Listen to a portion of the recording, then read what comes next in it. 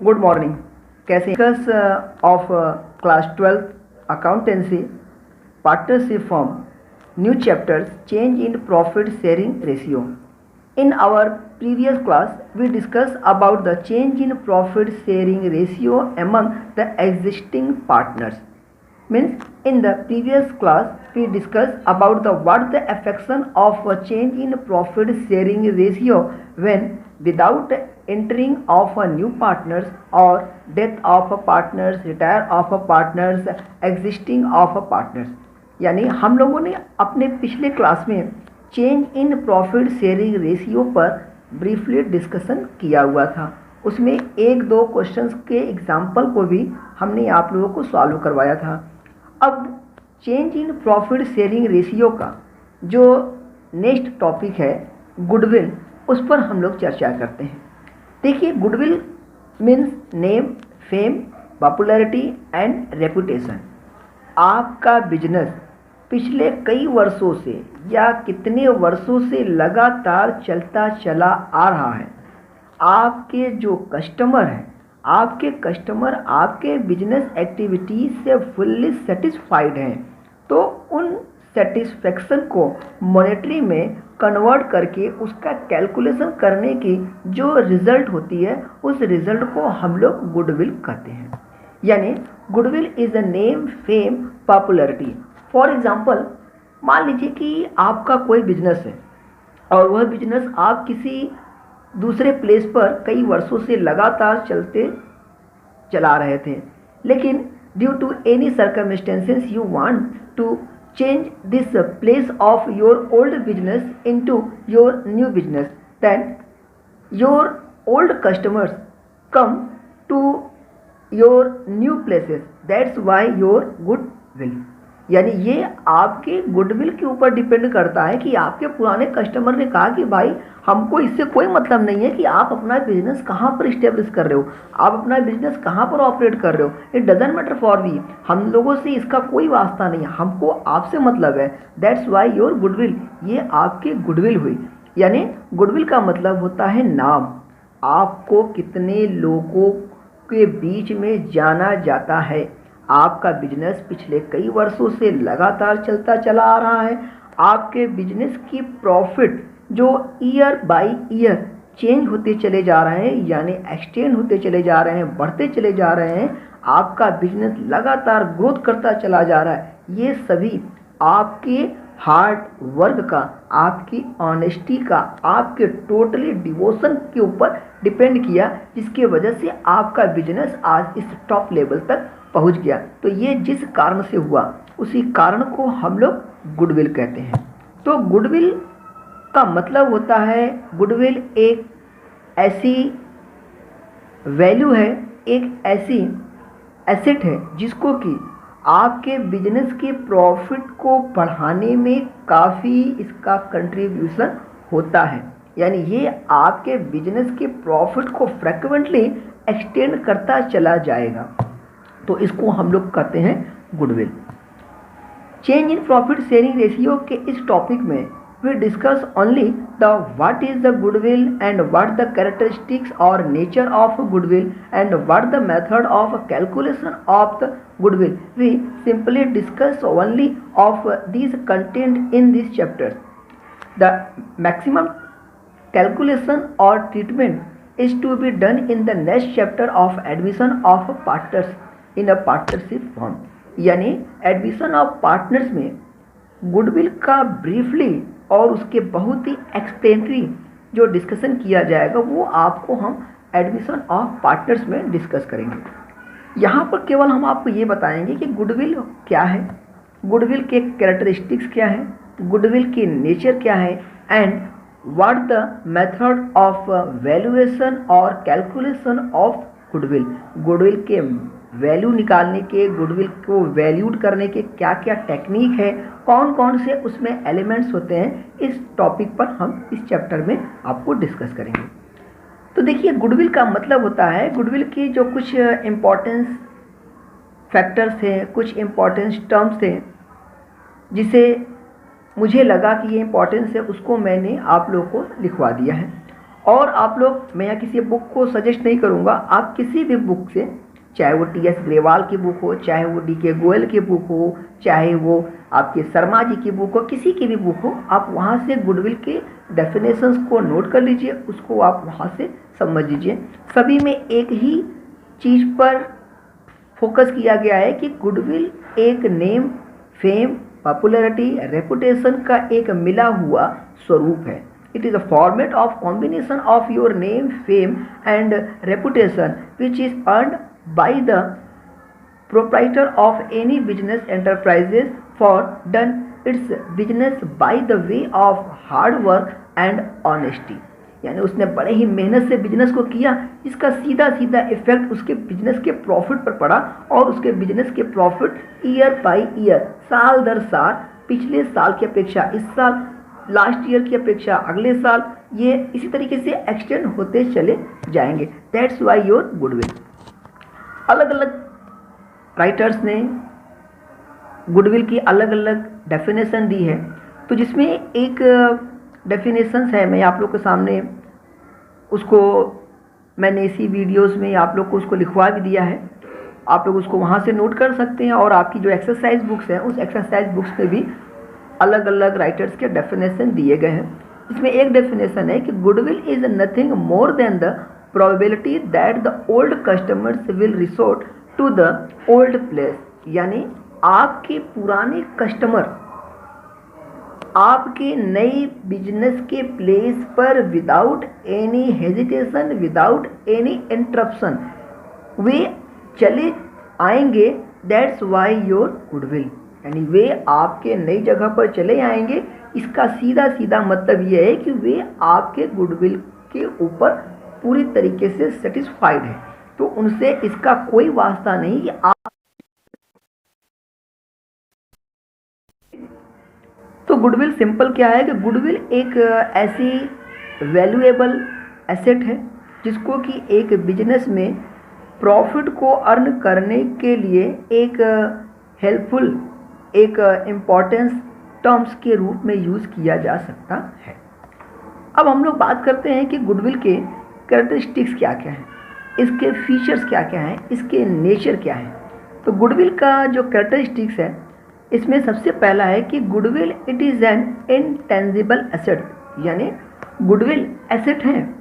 Business में जितने भी सारी एसेट होती हैं, कुछ फिक्स्ड एसेट्स हैं, कुछ करेंट एसेट्स हैं, कुछ लिक्विड एसेट हैं, कुछ एब्सोल्युटली लिक्विड एसेट्स होते हैं, लेकिन गुडविल का जो प्लेस है वो इन सब से अलग है।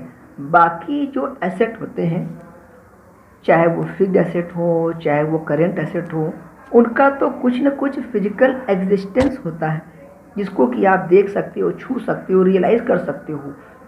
जैसे बिल्डिंग फिक्स्ड एसेट्स है, बिल्डिंग को आप छू सकते हो, देख सकते हो, रियलाइज़ कर सकते हो।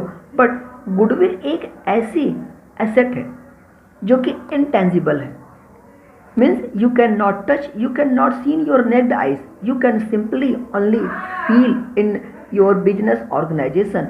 आप इसे केवल फील कर सकते हो कि ये हमारी गुडविल है। तो गुडविल एक इनटेंजिबल एसेट है, इसका पहला पॉइंट। और इसके जो सारे हेडिंग थे, उन सारे हेडिंग को मैंने इसी क्लास में आप लोग को लिखवा दिया है, आप लोग उसको नोट कर लीजिए। उन सारे हेडिंग्स को मैं यहाँ पर एक्सप्लेन कर दे रहा हूँ, और उनके जो मेन पॉइंट्स हैं उसको भी हम आप लोग को बता दे रहे हैं।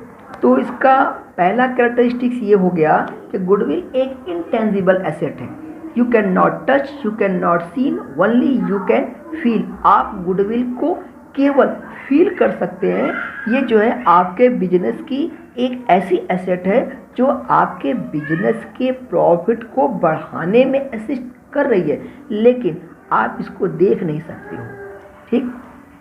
दूसरा, गुडविल का दूसरा जो आपका कैरेक्टरिस्टिक्स आता है, it is a valuable asset.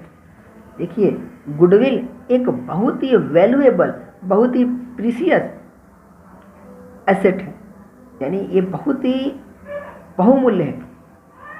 कुछ बिजनेस में कहा गया कि यदि आपकी धन की डैमेजेस होती है, if money is wealth nothing is wealth. मतलब अगर से आपका धन चला गया, समझे कुछ नहीं गया, बट गुडविल इज लॉस्ट। अगर आपकी गुडविल चली गई, आपके नाम प्रतिष्ठा आपकी खत्म हो गई, तो समझ लीजिए कि आपका एवरीथिंग इज लॉस्ट। यानी आपकी गुडविल चली गई तो आपका सारा चीज़ समाप्त हो गया।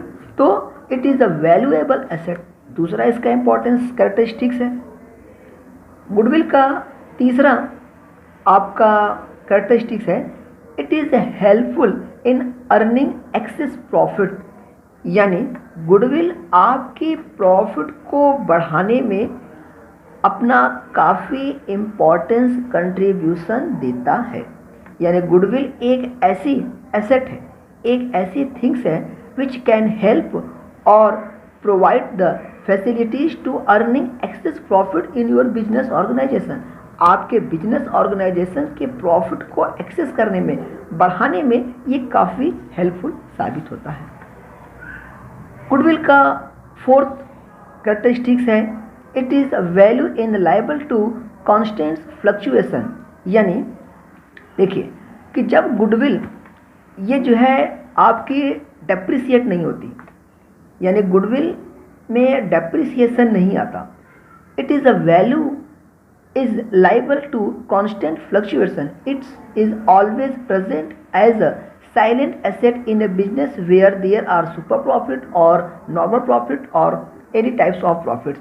यानी गुडविल एक ऐसी एसेट है जो कि लंबे समय तक बिजनेस में कॉन्स्टेंटली बनी रहती है।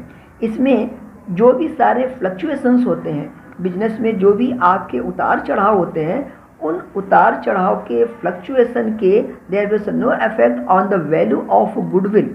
ठीक, इसके बाद है it is a valuable only when entire business is sold.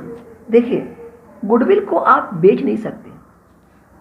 जब गुडविल को आप देख नहीं सकते हो, गुडविल का कोई फिजिकल एग्जिस्टेंस नहीं होता, तो how can is possible you sold goodwill. Goodwill is not part of sold. यानी goodwill can not be sold in part, मतलब गुडविल एक ऐसा पोर्शन है जिसको कि आप बेच नहीं सकते हो। लेकिन जब पूरे फर्म की, जब पूरे बिजनेस, ऑल एंटायर बिजनेस में be sold, that the value of goodwill is to be calculated. यानी वैल्यू ऑफ गुडविल को कैलकुलेशन किया जाता है कि किसी बिजनेस को जब हम बेच रहे हैं तो उस बिजनेस की क्या वैल्यू हम उसके परचेजर से लें। ये जो वैल्यू है, ये वैल्यू बहुत कुछ डिपेंड करती है आपके गुडविल पर।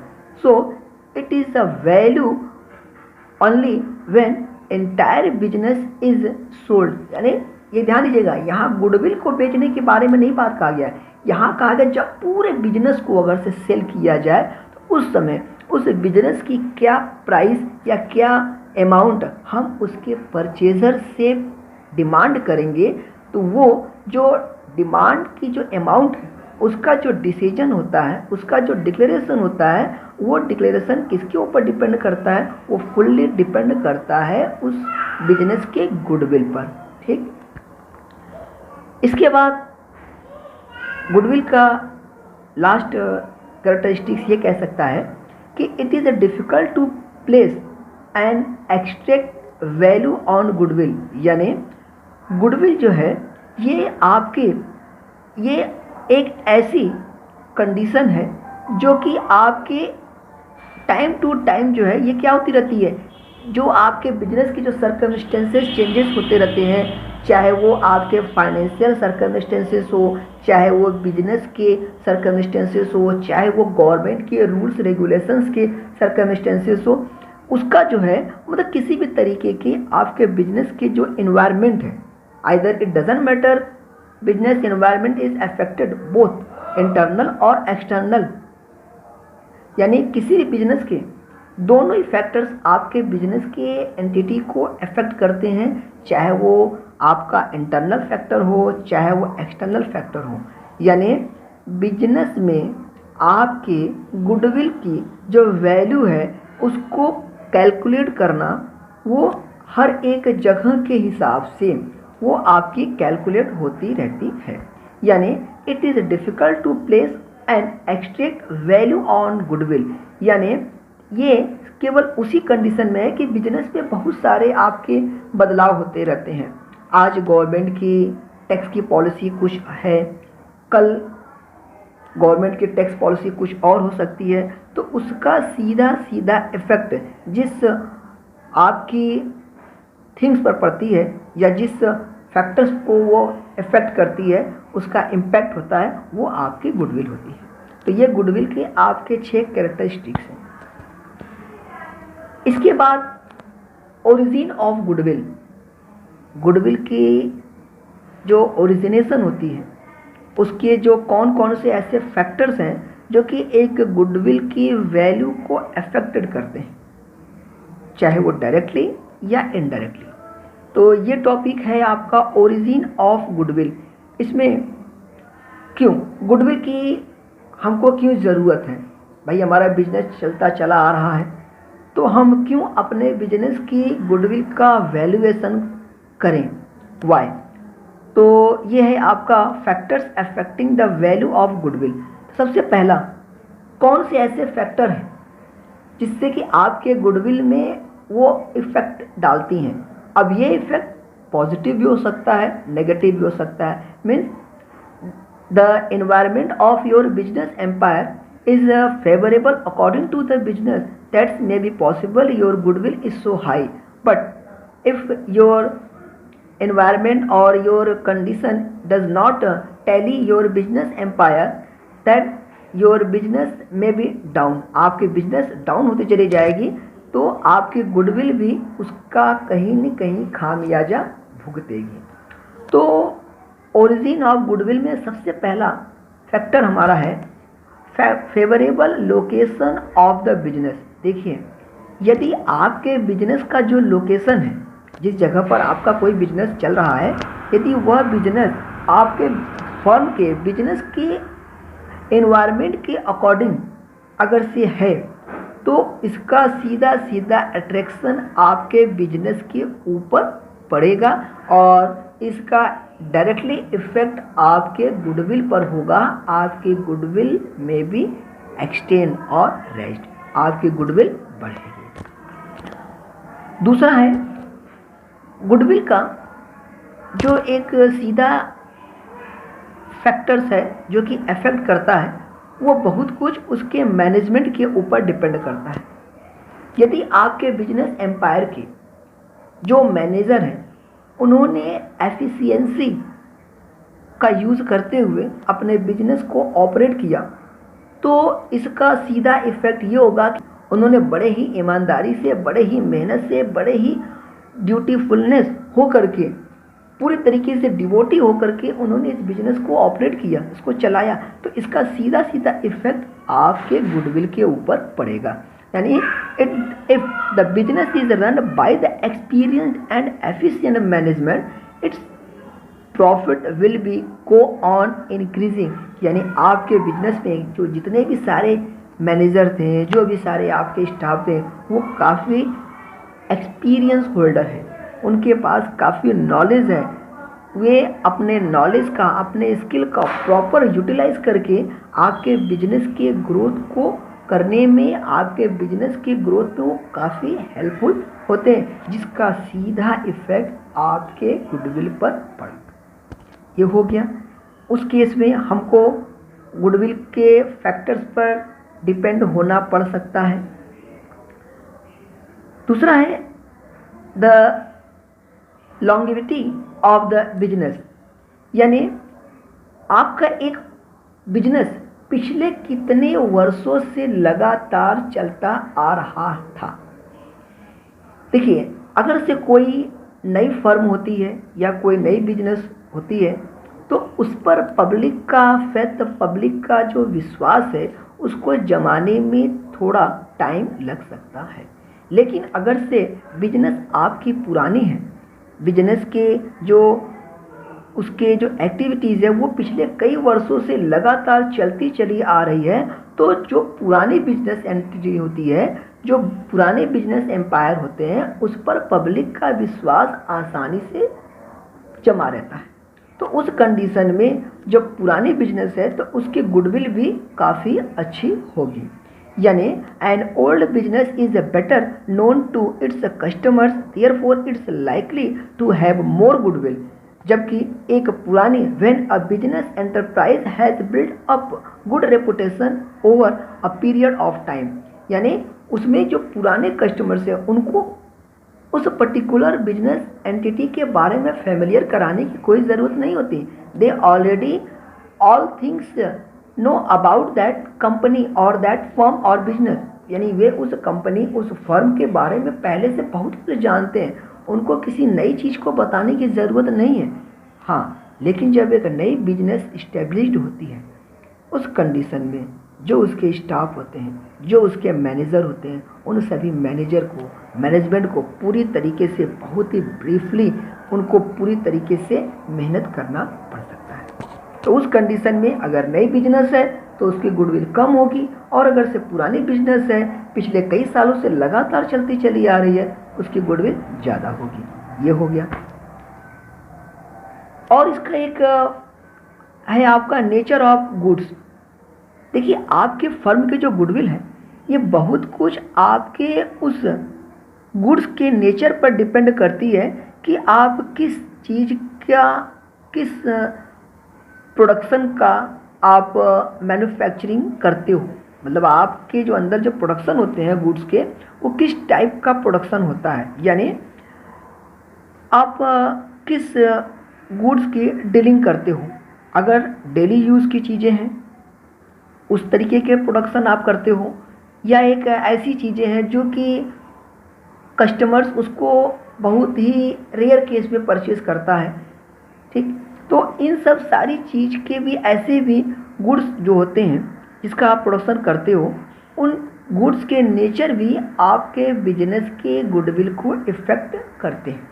यानी अगर से आप डेली यूज़ की जो गुड्स है उसका प्रोडक्शन करते हो तो आपके बीच में कस्टमर्स हमेशा वो आपसे बिल्कुल मिलते जुलते रहेंगे, हमेशा वो मिलते रहेंगे, जिससे क्या होगा कि आपकी गुडविल यानी आपके फर्म के नाम उनसे बहुत कुछ फेमिलियर रहेंगे, वे उससे इंट्रोड्यूस रहेंगे, हमेशा उनका इंट्रोडक्शन होता रहेगा। तो आप अगर से कोई भी नई चेंजेस या कोई भी नई प्रोडक्शन अपने बिजनेस में लाते हो तो उसका डायरेक्टली इफेक्ट, उसके डायरेक्टली इन्फॉर्मेशन कंज्यूमर को पहुंच जाती है, कस्टमर को पहुंच जाती है, आपको बहुत ज़्यादा लेबर करने की ज़रूरत नहीं होती। तो नेचर ऑफ गुड्स भी आपके गुडविल को इफेक्ट करती है। इसके बाद है कि पोजीशन ऑफ लाइसेंस।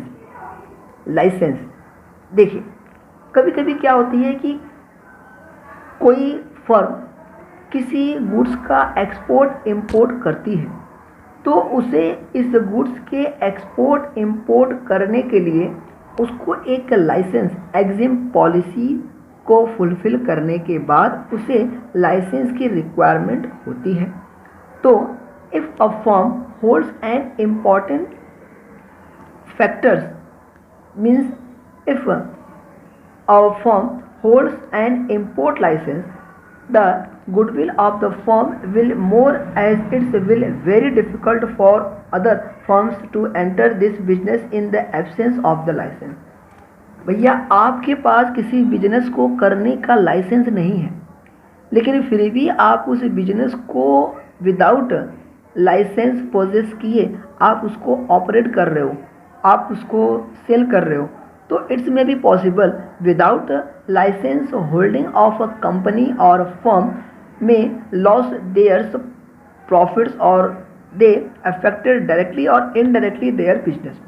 यानी पोजीशन ऑफ लाइसेंस का मतलब यहाँ पर है कि यदि एक फर्म को इंपोर्ट एक्सपोर्ट के लाइसेंस है तो ऐसे फर्म अपने बिजनेस के प्रॉफिट को और ज़्यादा बढ़ा सकती है, besides those company or firms which have no any license of import or export goods, यानी उसके पास एक्सपोर्ट इंपोर्ट के लिए लाइसेंस नहीं है, तो ऐसे फर्म की गुडविल काफ़ी लो होगी instead of those firm who have already licence of import export.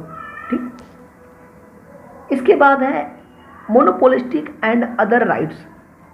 Monopolistic का मतलब क्या है, यदि एक कंपनी का एक छत्र राज है, यानी मोनोपोलिस्टिक है, यानी वह केवल एक ही तरीके का प्रोडक्शन करती है और उसके प्रोडक्शन करने का पूरा राइट्स केवल उसी पर्टिकुलर फर्म के ऊपर है, तो उस केस में it's may be possible it will have assured profit. Similarly if it holds some special rights such as patents, trademarks, copyright or any others extra curriculum that it will have more goodwill। यानी किसी firm के पास किसी particular business को करने का specific rights है, उसको उसका पेटेंट है, उसके पास कॉपीराइट है, तो जिसके पास सारी फेवरेबल अरेंजमेंट उसके पास अवेलेबल है, तो उसके फर्म के गुडविल तो भैया बढ़ेगी ही बढ़ेगी। और ऐसे फर्म जिनके पास इन सब चीज़ों के बारे में कुछ भी नॉलेज ही नहीं है, वे इनको एक्वायर्ड ही नहीं कर पाए हैं, तो उनके गुडविल के बढ़ने या घटने का तो प्रश्न ही नहीं उठता। ठीक, इसके बाद है रिस्क इन्वॉल्व। देखिए, रिस्क बिजनेस में कहा जाता है more risk more profit, no risk no profit. यानी अगर आप बिजनेस में प्रॉफिट अर्न करना चाहते हो तब तो भैया आपको रिस्क लेना ही पड़ेगा। ठीक, तो if there is more risk involve in the business the value of the goodwill will be less. यानी अगर से कोई ऐसी बिजनेस है जिसमें रिस्क बहुत ज़्यादा है, if there is more risk involve in the business the value of the goodwill will be less. यानी किसी ऐसे बिजनेस में जहाँ रिस्क बहुत ज़्यादा होती है, वहाँ पर गुडविल की जो वैल्यू है उसकी कम होने के चांसेस ज़्यादा होंगे। एक है इसका next point, trend of profits. Trend मतलब आप बिजनेस में प्रॉफिट का कमाने के बारे में क्या आपकी ट्रेंड है। If the profit of a business are increasing continuously the value of its goodwill will be more. आप पिछले कई वर्षों से लगातार कंटिन्यूसली प्रॉफिट अर्न करते चले जा रहे हो, तो इसका डायरेक्ट इफेक्ट आपके फर्म पर पड़ेगा, यानी आपकी गुडविल भी फ्रिक्वेंट बढ़ती चली जाएगी। If the profits are decline और decrease of the firm any uncertainties, अब किसी भी अनसर्टेनिटीज़ के कारण आपके बिजनेस के प्रॉफिट जो है वो डिक्रीज होते चले जा रहे हैं, then the value of its goodwill will be less. अगर से आपका फर्म लॉस में लगातार चलता चला जा रहा है, तो उस केस में आपके फर्म की गुडविल भी घटती चली जाएगी। ये हो गया आपका गुडविल का एक कैरेक्टरिस्टिक। इसके बाद फ्यूचर कंपटीशन।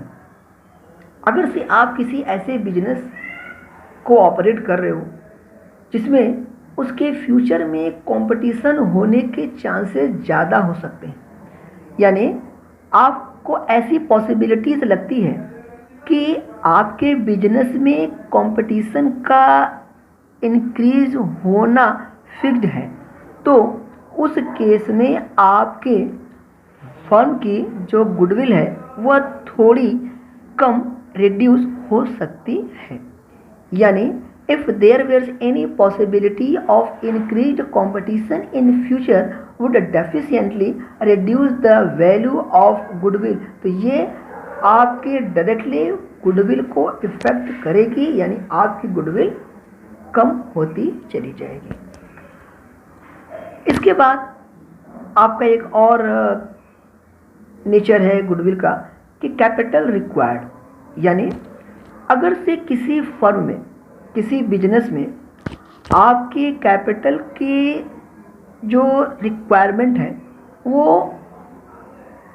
इनसफिशिएंट है, यानी जितनी कैपिटल की ज़रूरत फर्म में है उतनी आपने गुडविल के लिए आपने उतनी कैपिटल को नहीं लगाया, यानी the amount of capital required for a business will also influence the value of goodwill.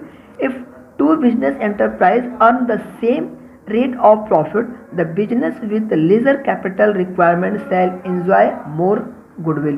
यानी अगर से आपने बिजनेस में कैपिटल ऐसी कंपनी में लगाया, ऐसे फर्म में लगा दिया जहां पर आपके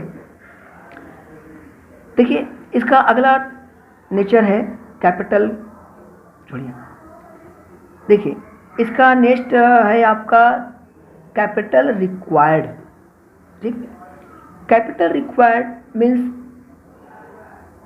the amount of capital required for a business will also influence the value of goodwill. यानी कैपिटल की जो रिक्वायरमेंट होती है वो कैपिटल की रिक्वायरमेंट आपके बिजनेस के गुडविल को इफेक्ट करने में काफ़ी हेल्पफुल होती है। यानी अगर से किसी बिजनेस में कम कैपिटल लगा करके उस बिजनेस को ऑपरेट किया जाए तो इट्स में भी पॉसिबल कि उस फर्म की गुडविल वो काफ़ी इंक्रीज करेगी। और इन सब के अलावा भी ऐसे बहुत से जो फैक्टर हैं जो कि आपके गुडविल को इफ़ेक्ट करते हैं, जैसे गुड इंडस्ट्रियल रिलेशंस, आपके फर्म के जो रिलेशनशिप हैं इंडस्ट्रीज़ के, जो आपके एटमॉस्फेयर के, इन्वायरमेंट के, अगर आपके इन्वायरमेंट पॉजिटिव है बिजनेस के अकॉर्डिंग तो आपके गुडविल इम्प्रूव होगी, अदरवाइज आपका गुडविल कम होगा।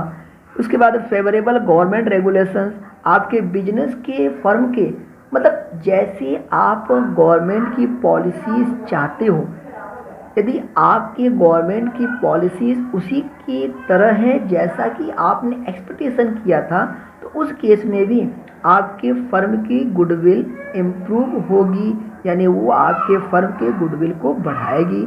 और अगर से गवर्नमेंट की पॉलिसी, गवर्नमेंट के रूल्स रेगुलेशन, टैक्स के प्रोसीजर्स, स्ट्रेटजीज आपके बिजनेस एंटरप्राइज के अकॉर्डिंग फिट नहीं बैठ रही है तब आपके गुडविल लॉस होगी, आपके गुडविल में कमी आएगी।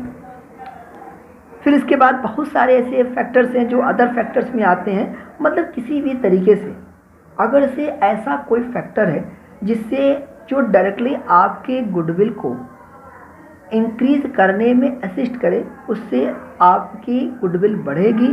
और वे ऐसी कंडीशन जिससे कि आपके फर्म की बिजनेस की गुडविल में कमी आएगी, जो नेगेटिव अप्रोचेस हैं उससे आपके बिजनेस के गुडविल में कमी आएगी। इसके बाद एक है आपके नेचर ऑफ गुडविल।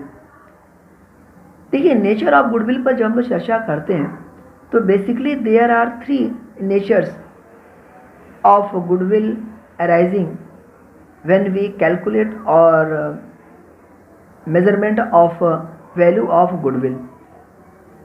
लेकिन इसका आपके इस क्वेश्चंस के ऊपर कोई इसका इफेक्ट नहीं है नेचर ऑफ गुडविल पर। ये एक सिर्फ थ्योरी के पोर्शन में बताया जा रहा ताकि आप इसको समझ लें कि गुडविल के नेचर्स क्या होते हैं।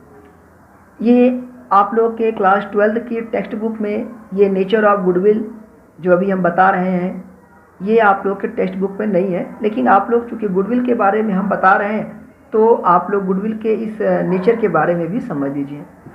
देखिए बेसिकली नेचर ऑफ गुडविल के बारे में जब हम लोग बात करते हैं तो गुडविल के 3 नेचर हमारे सामने आते हैं। वे हैं dog nature goodwill, rat nature goodwill और कैट नेचर गुडविल। अब आप कहेंगे सर ये अकाउंट में डॉग और रैट और कैट क्या है? तो यहाँ पर डॉग, रैट और कैट नहीं पढ़ाया जाएगा। यहाँ पर डॉग, रैट और कैट के उनके जो नेचर होती हैं, उनके जो स्वभाव होते हैं, हमारे इन्वायरमेंट के अकॉर्डिंग, हमारे बिहाफ पर, हमारे साथ उनके क्या नेचर होते हैं, उस नेचर को एक एग्जाम्पल के रूप में लेकर के गुडविल को समझाने का प्रयास किया जा रहा है।